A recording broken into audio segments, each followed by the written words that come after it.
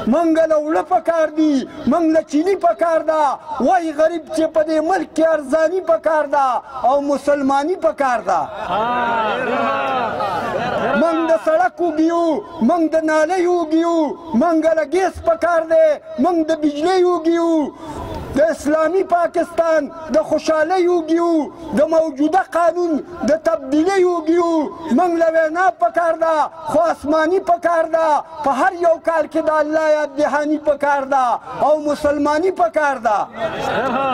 منګ څه ډګریان شته دی خو بېروزګاره ګرځو، په دې جنت وطن کې ولې بېکاره ګرځو. منګ سره د تعلیم په غیره لاره ګرځو، منګ به خورو ډغرې چې ناقلاره ګرځو. په دې خبرو باندې پریشانی پکار ده، د امریکې په پرکټو نظرثاني پکار ده او مسلماني پکار ده. چې د اسلام پتا کې، چې د جهاد پتا کې صلاحیت نشته، چې د اسلام سره د محبت نشته، بیا خو په دې دنیا کې تا تاجت نشته، ته یې بېکاره ظلمې، تا کې غیرت نشته.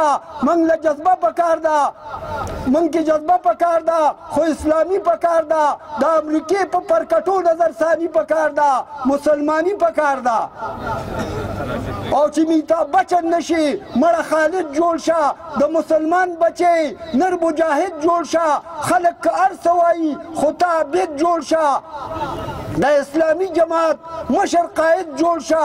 او موږ له وینا دغسې ژوند پکار دی، داسې ځواني پکار ده او د خپل ښایسته ښکلي کتاب ترجماني پکار ده، مسلماني پکار ده. او شاه زلمي ګانې اوري، د خدای قرآن نه اوري، چې نصیحت وي پکې هغه بیان نه اوري، غوږ کښېږدي میکونه ځکه اذان نه اوري، دوی حقیقت شاعري د علیشان نه اوري. او مسلمانانو ته یاد دهاني پکار ده او موږ کې جذبه د مظفر برهان واني پکار ده او مسلماني پکار ده. السلام علیکم.